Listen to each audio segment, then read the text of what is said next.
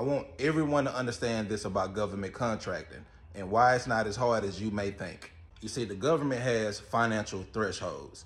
Any contract that they value that would be $0 to $10,000, they consider that MPT, micro purchase threshold. And any contract that's valued in between 10,000 to 250,000, they consider SAT, simplified acquisition threshold. So let me break that down to you.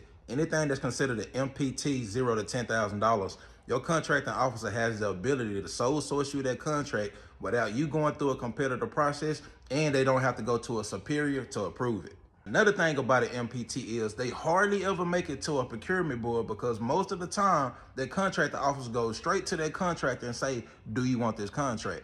Now let's talk about SAT, simplified acquisition threshold. Anything from 10,000 to 250,000, the contracting officer has to get at least 3 different competitive bids and then make a decision on what's the best value bid, and then they still can sole source the contract to each one of those they feel like meets the criteria.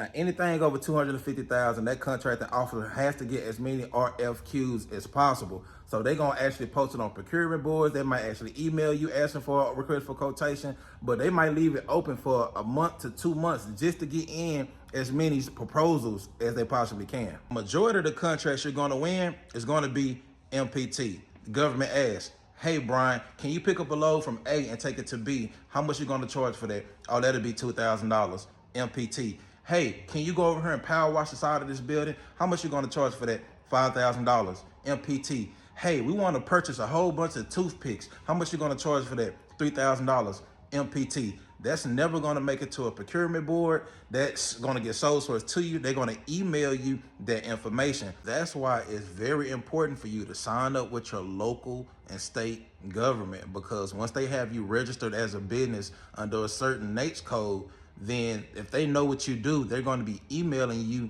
these opportunities. So that's why when people ask me, hey, is there any contracts for this and that?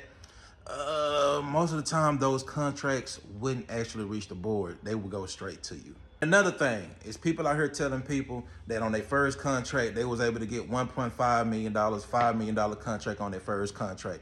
I'm gonna be 100% honest with you. Working with the government does not work like that. If you got a brand new business and you sign up with the government, you just not gonna get no $1.5 million contract off the rip with the government, unless you're subcontracting with a bigger company that got you down as a subcontractor. But to be real, the government is very picky. Anything over $250,000, the government is very picky on who they give that contract to, and you have to actually show some experience in order for the government to actually allocate you those contracts. But just want to get that to y'all. It's not as hard as y'all think. Those smaller contracts are there all day, every day. You just need to be signed up and be ready and be put in position of where you're able to accept it. All right, peace.